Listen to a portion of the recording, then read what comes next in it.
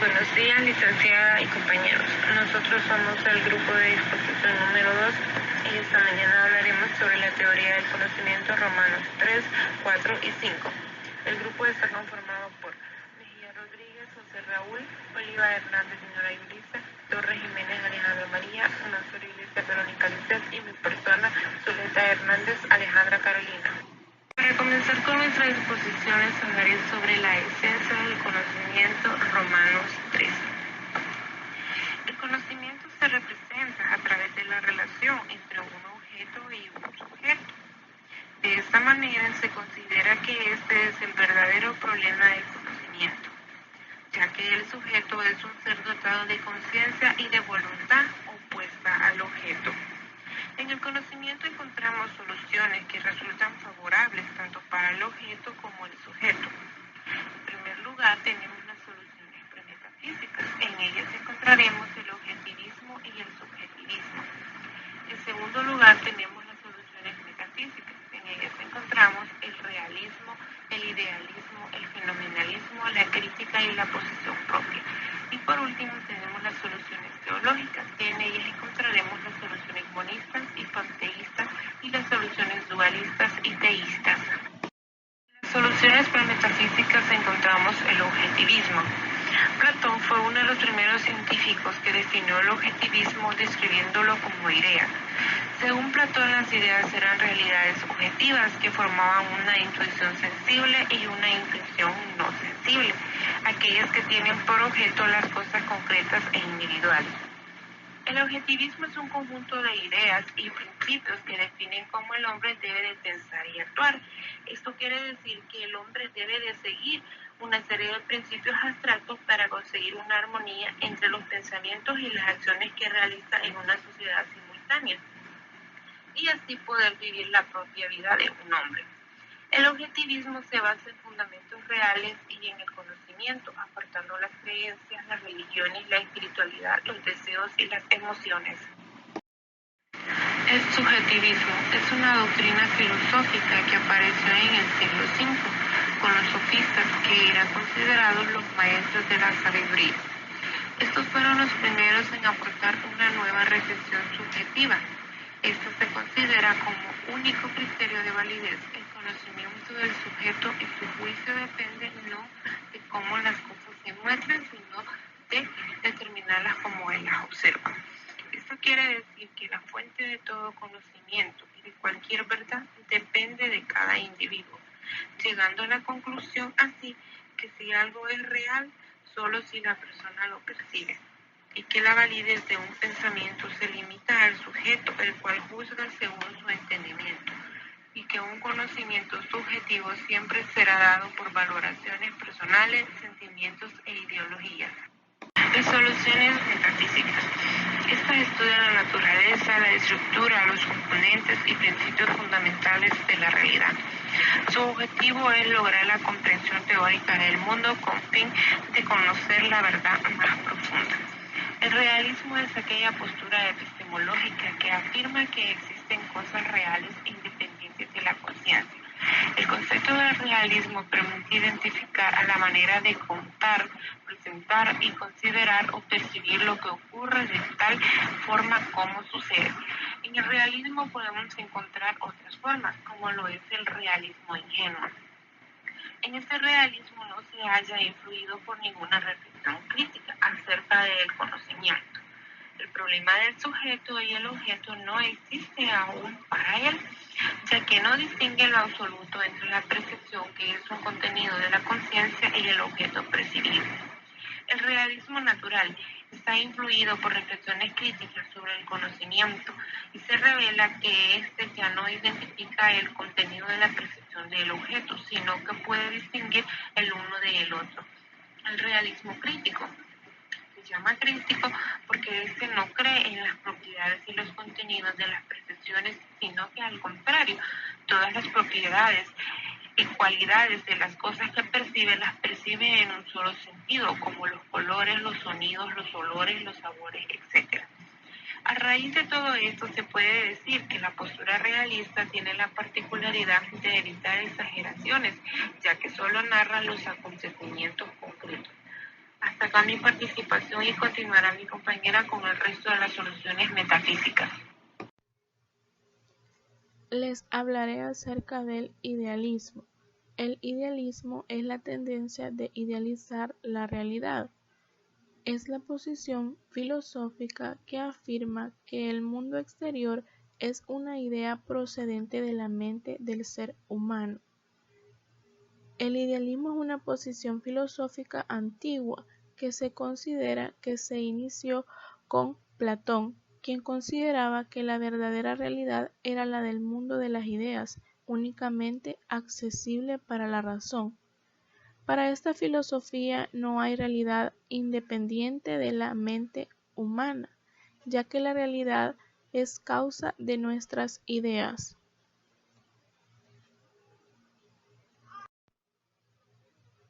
La palabra idealismo se usa en sentidos muy diversos. Hemos de distinguir el idealismo en sentido metafísico y el idealismo en sentido epistemológico. El idealismo en sentido metafísico es la creencia en que el fundamento de la realidad es de índole espiritual o de poderes ideales. Y el idealismo epistemológico es la postura que sostiene que no existen cosas reales fuera de la conciencia.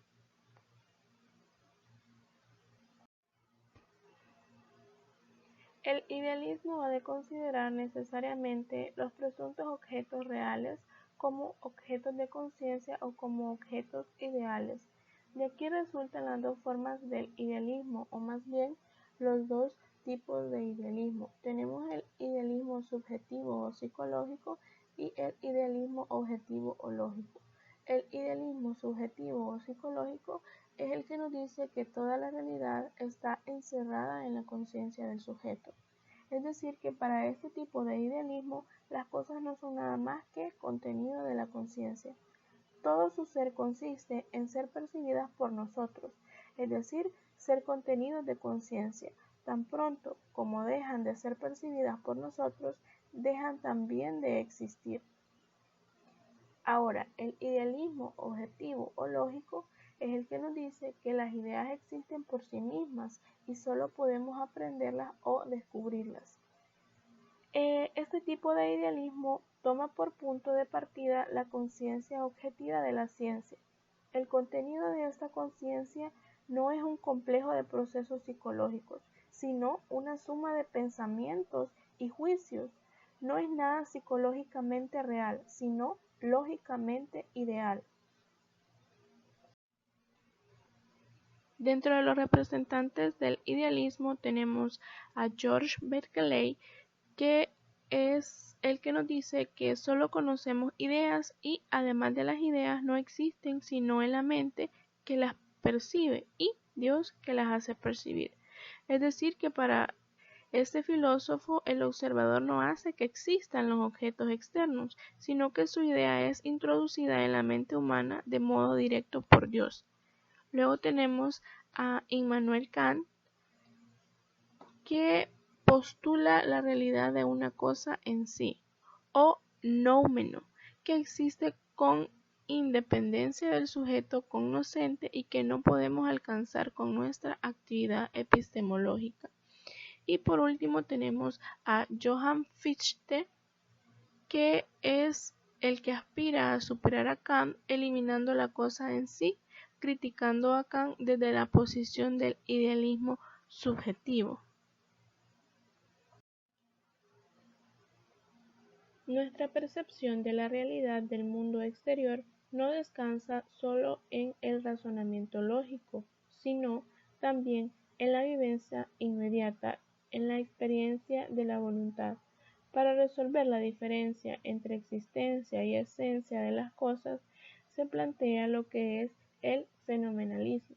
El fenomenalismo es la teoría filosófica fundada por Immanuel Kant, quien es un filósofo alemán que afirma la existencia de cosas reales independientes de la conciencia, pero que no se pueden conocer en su esencia por limitarse nuestro conocimiento al mundo del fenómeno o al mundo de la apariencia. Buscando el origen del conocimiento, estas dos teorías se enfrentan entre sí. Immanuel Kant intenta conciliar entre ellas, pero esas dos teorías a la misma vez coinciden con el fenomenalismo. El realismo coincide con él ya que admite las cosas reales, pero también con el idealismo, ya que éste limita el conocimiento a la conciencia. El fenomenalismo puede resumirse en tres proposiciones según Kant. La primera es: la cosa en sí es incognoscible. La noción de cosa en sí en la filosofía de Kant significa algo que, aunque existe independientemente de la conciencia, es en absoluto incognoscible, es decir, incomprendible para nosotros. La segunda es: nuestro conocimiento está limitado al mundo fenoménico. Y la tercera: esto surge en nuestra conciencia porque ordenamos y elaboramos el material sensible con arreglo a las formas priori de la intuición y del entendimiento. Las formas priori para Kant son aquellas, o más bien son el espacio, el tiempo, que no procede de la experiencia, pero que hacen posible nuestro intelecto.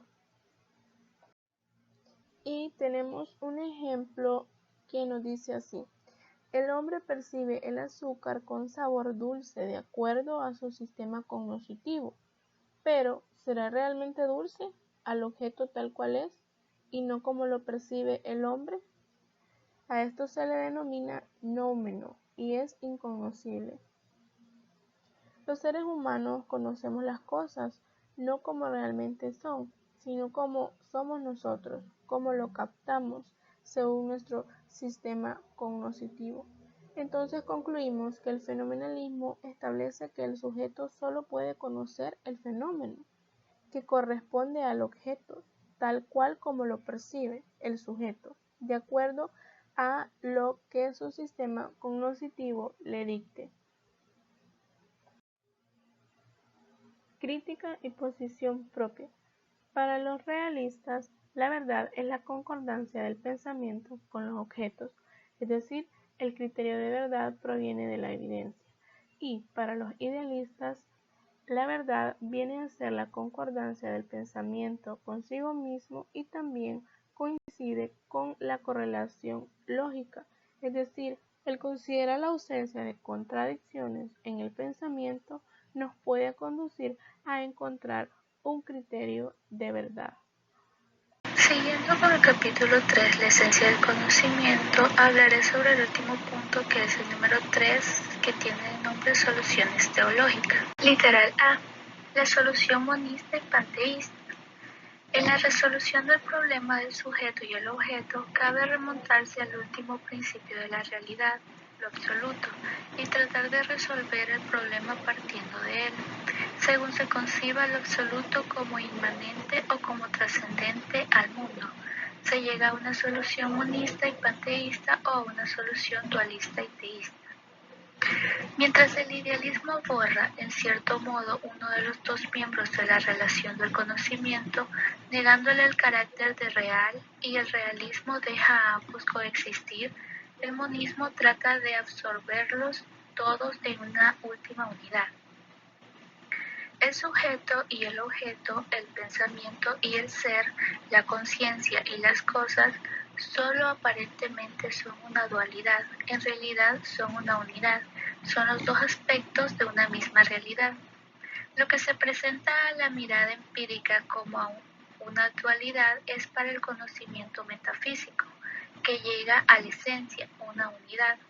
Encontramos desarrollada más claramente esta posición es en Spinoza.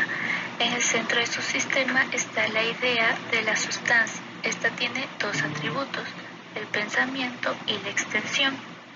Esta representa el mundo material, aquel el mundo ideal o de la conciencia. Cada atributo tiene a su vez infinitos modos, como ambos atributos son una misma cosa en la sustancia universal.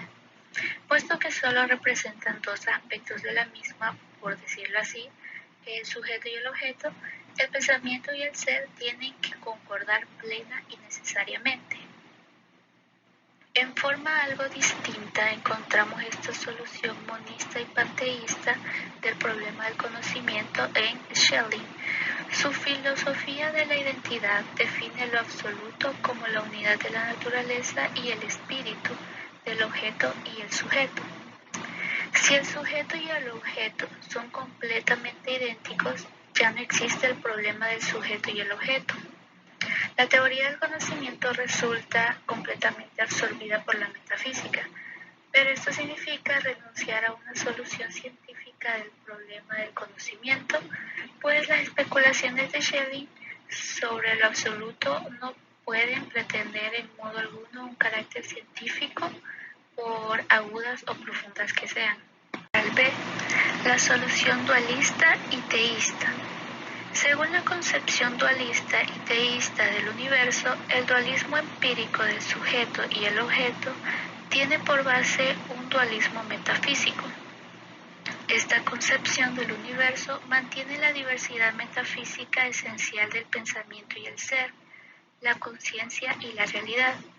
Esta dualidad no es para ella, sin embargo, algo definitivo. El sujeto y el objeto, el pensamiento y el ser, van a parar finalmente a un último principio común de la idealidad y la realidad del pensamiento y el ser. San Agustín y Santo Tomás de Aquino se presentan como sus principales representantes, mas también ha encontrado importantes defensores en la Edad Moderna. El fundador de la filosofía moderna, Descartes, se halla en el terreno del teísmo cristiano. Lo mismo debe decirse de Leibniz. Este resuelve el problema de la conexión de las cosas, como es sabido, mediante la idea de la armonía preestablecida. El universo se compone, según él, de infinitas monadas, que representan mundos completamente cerrados. Una acción recíproca no es posible. Por consiguiente, entre ellas, la conexión y el orden del universo descansan en una armonía establecida originariamente por Dios. En ella descansa también la concordancia del pensamiento y el ser, del sujeto y el objeto. Está claro que esta metafísica teísta no puede considerarse como base, sino solo como cierre de la teoría del conocimiento. Cuando se ha resuelto el problema del conocimiento en el sentido del realismo, se está autorizado y también impulsado a dar la teoría del conocimiento una conclusión metafísica. Lo que no está permitido es proceder a la inversa y utilizar la metafísica teísta como supuesto y base para la resolución del problema del conocimiento. Ahora hablaré sobre el capítulo 4, que son las especies del conocimiento. Como primer punto, el problema de la intuición y su historia. Conocer significa aprehender espiritualmente un objeto. Esta aprehensión no es por lo regular un acto simple, sino que consta de una pluralidad de actos. La conciencia cognoscente necesita dar vueltas, por decirlo así, en torno a un objeto, para aprehenderlo realmente. Pone su objeto en relación con otros, los compara con otros, saca sus conclusiones, etc. Así hace el especialista cuando quiere definir su objeto desde todos los puntos de vista. Así hace también el metafísico cuando quiere conocer, por ejemplo, la esencia del alma. La conciencia cognoscente se sirve en ambos casos de las más diversas operaciones intelectuales. Se trata siempre de un conocimiento mediato discursivo. Esta última expresión es singularmente exacta, porque la conciencia cognoscente se mueve en efecto de aquí para allá. Como queda dicho, suele aplicarse la denominación de intuición y de conocimiento intuitivo tan solo a la intuición espiritual, pero aún debemos hacer otra restricción. Tampoco debemos llamar intuición, en sentido riguroso, a la aprehensión inmediata de la relación entre dos contenidos sensibles o intelectuales a que acabamos de referirnos. Caso que queramos conservar la palabra, deberemos hablar de una intuición formal. Esencialmente distinta de esta es la intuición material. Esta intuición material es la que llamamos intuición en sentido propio y riguroso. Esta intuición material puede ser de diversa índole. Su diversidad está fundada en lo más hondo de la estructura psíquica del hombre. Conforme a esto, debemos distinguir una intuición racional, otra emocional y otra volitiva. El órgano cognoscente es, en la primera, la razón, en la segunda, el sentimiento, en la tercera, la voluntad. Y en los tres casos hay una aprehensión inmediata de un objeto, y esto es justamente lo que se pretende expresar con la palabra intuición. Un conocimiento intuitivo en el terreno religioso es enseñado en el siglo XIX, sobre todo por Fries y Schleiermacher. El primero distingue tres fuentes de conocimiento: el saber, la fe y el presentimiento. Sabemos de los fenómenos, creemos en la verdadera esencia de las cosas, presentimos esta en aquellos. Fries define el presentimiento como un conocimiento por puro sentimiento. Por su medio aprehendemos en lo temporal lo eterno, en lo terrenal lo divino. El presentimiento es, según esto, el órgano del conocimiento religioso. Schleiermacher piensa de una manera análoga. Frente al racionalismo y al moralismo, insiste en que la religión no es saber ni hacer, no tiene su sede ni en el intelecto, ni en la voluntad, ni en el sentimiento. Esto consiste por esencia en una aprehensión emotiva, intuitiva, de la unidad y del principio del universo. La religión, declara Schleiermacher en sus muy leídos discursos sobre la religión, dice que la religión es un sentimiento y una intuición del universo. Esta es mi participación. Seguirá mi compañera hablándoles sobre el tema. Razón y sin razón del intuicionismo. El admitir o rechazar un conocimiento intuitivo junto al discurso racional depende ante todo de cómo se piense sobre la esencia del hombre.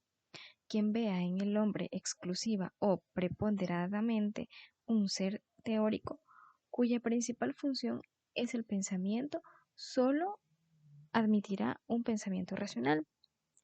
La razón, el conocimiento, la voluntad, los juicios que se emiten basados en este tipo de conocimientos em, se vuelven entonces independientes y personales, aun cuando existen una conciencia cognoscente general en el ser humano.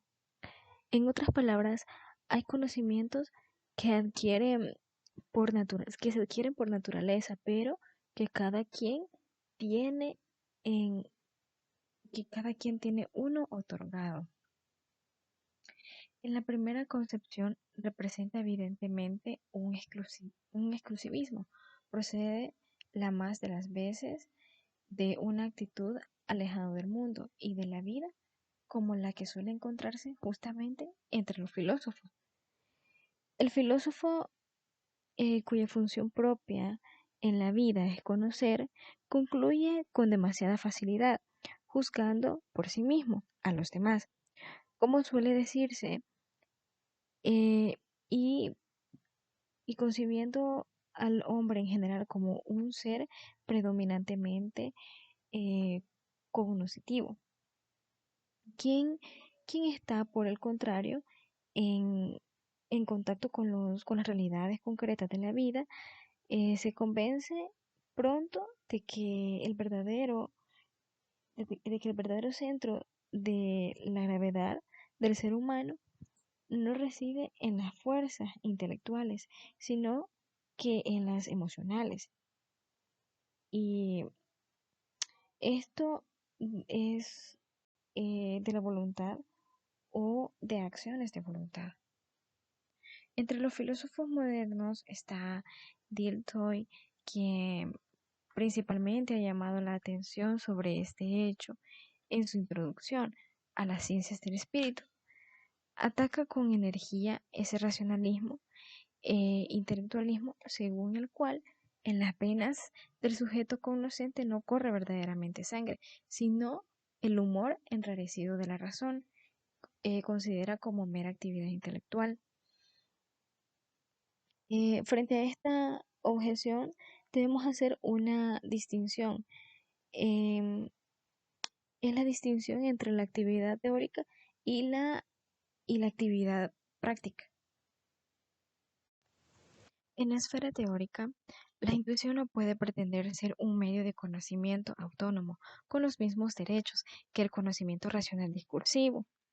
La razón tiene en este terreno la última palabra.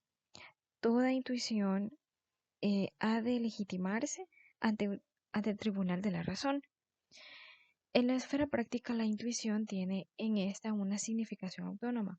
Como seres que sentimos y queremos, la intuición para nosotros el verdadero órgano del conocimiento, en tanto el intuicionismo no enseña otra cosa que la razón. En el sentido de Bergson, resulta que debemos rechazar la intuición metafísica, no porque haya una intuición metafísica. La historia de la metafísica prueba a cada paso lo contrario.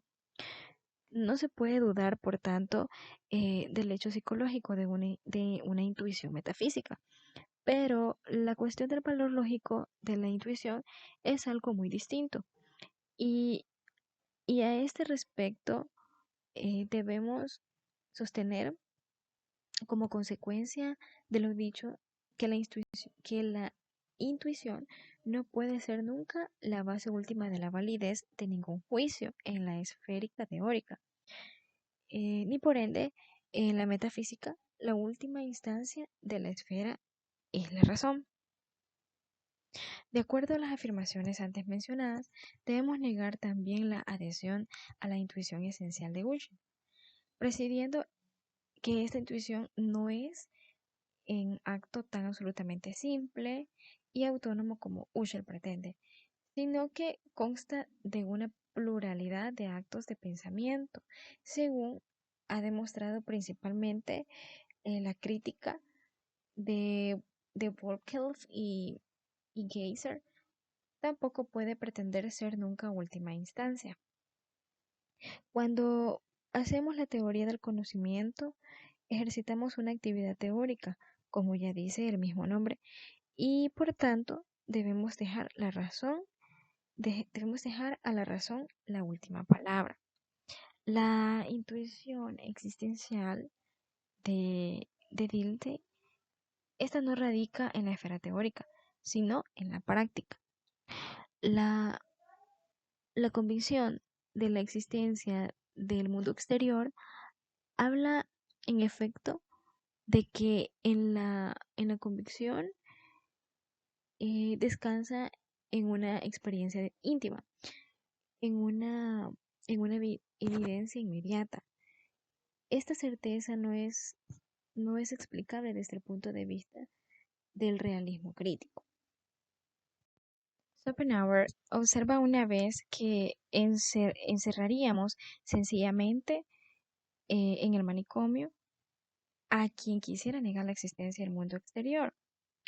El filósofo Max Frischheimer-Köhler, discípulo de Dilthey, ha tratado de fundamentar la concepción que defendemos en la discusión muy clara y profunda de su obra, El problema de su realidad. Para él desconocemos los problemas de la realidad sobre la sensación y el pensamiento. Para él no es posible superar el idealismo. El idealismo es una teoría del conocimiento mucho más sencilla y unitaria, ya que trata de explicar el fenómeno del conocimiento sin la hipótesis de una realidad extraconsciente. Otra fuente de conocimiento, la experiencia interna y la intuición. La importancia de esta fuente resulta clara cuando se considera la historia de la cultura humana. La índole de las grandes obras religiosas, filosóficas y artísticas pueden que en sus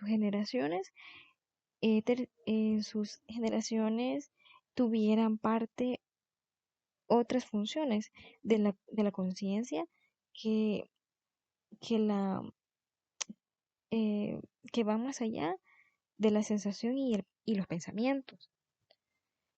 Mucho menos he discutido que el conocimiento del mundo exterior es el conocimiento de la existencia de nuestro yo. La gran mayoría de los filósofos sustentan la opinión que Descartes formula claramente por vez primera. Vivimos y aprendemos inmediatamente nuestra propia existencia en nuestro propio eh, pensamiento y voluntad. Nos vivimos como seres realmente existentes. Es nuestra propia persona en su curso a través del tiempo. Es nuestro yo que, que dura. No podemos coexperimentar intelectualmente ninguna otra cosa, pero es seguro que nos experimentamos a nosotros mismos.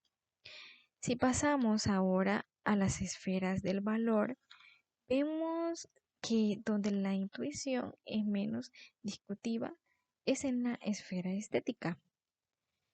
Casi nunca se ha discutido en serio que el valor estético de una imagen, de una obra de arte, de un paisaje, sea aprendido por nosotros de un modo inmediato, emocional, o sea que haya una intuición estética. Si cuando se ve una belleza, un paisaje, etcétera, ocurre, ocurre un intento emprendido con medios adecuados, como una simple reflexión, los valores estéticos no pueden percibirse intelectual ni discutiblemente o discursivamente, sino solo emocional e inherente y intuitivamente. En la esfera estética valoramos las intenciones y las acciones humanas, bueno y malo. Este juicio de valor tiene lugar según una concepción muy difundida por aplicación de una unidad de medida, de una norma moral a las acciones correspondientes que son medidas de cierto modo con ellos. En ello se regula también en los hechos de que no nos es dado hacer accesibles esos valores a otras personas por vía intelectual, aunque se concede que el valor moral de determinadas formas de conducta, como por ejemplo la justicia, la templanza, la pureza, pueden probarse de al menos hasta cierto grado mediante una consideración racional y la esencia del fin del hombre. Habrá que conceder en el íntimo valor la verdadera cualidad valiosa de ser de sentimientos. Solo puede experimentarse eh, en- intencionalmente. En la esfera del valor religioso hay una concepción muy difundida que sostiene el valor objeto de la vida religiosa. El objeto de la religión solo puede conocerse por vía discursivo racional, pero la historia de la psicología y de la religión demuestran por el contrario que la vivencia y la intuición también representan un papel sobresaliente. Em, en la creencia religiosa hallamos la creencia de estar en inmediato contacto de conciencia con Dios. Lo divino deja de ser trascendente, entra en la esfera de lo inmanente y es experimentado, vivido inmediatamente. Al exponer la historia del problema de la intuición, hemos visto el importante papel que la teoría del conocimiento intuitivo eh, eh, místico de Dios ha representado en la historia de la filosofía y de la teología desde San Agustín, que, que sentó la teoría, sentó una teoría de conocimiento a Plotino y la introdujo a la mística cristiana de la Edad Media. corre una línea casi continua hasta el presente.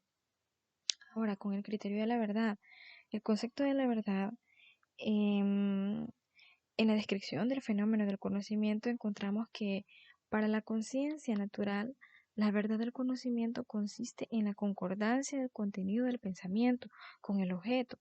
Designamos esta concepción como concepto trascendente de la verdad, pero frente a este, la esencia de la verdad no radica en la relación del contenido del pensamiento con algo que se halla frente a nuestros pensamientos mismos. La decisión eh, sobre, sobre cuál de ambos conceptos de la verdad sea justo se, se halla implícita en la posición que hemos tomado en la discusión entre lo que es el idealismo y el realismo. Esta concepción es entonces necesaria, pues si no hay objetos independientes del pensamiento, sino que todo, todo ser se halla dentro de la, de la esfera de este, la verdad solo puede residir en la concordancia mutua de los de, de aquel en la corrección de lógica.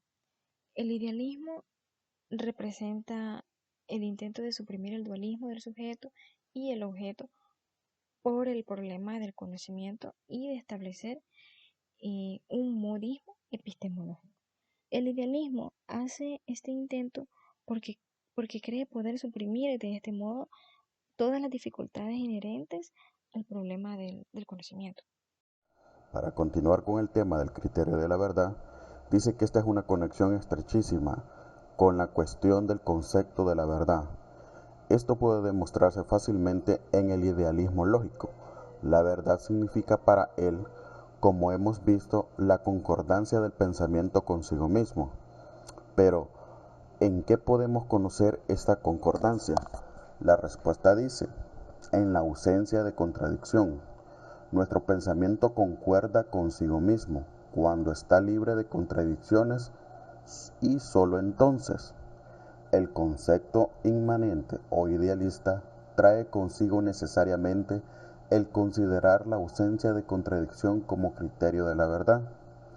Pero este criterio fracasa tan pronto como no se trate de objetos ideales, sino de objetos reales o de objetos de conciencia.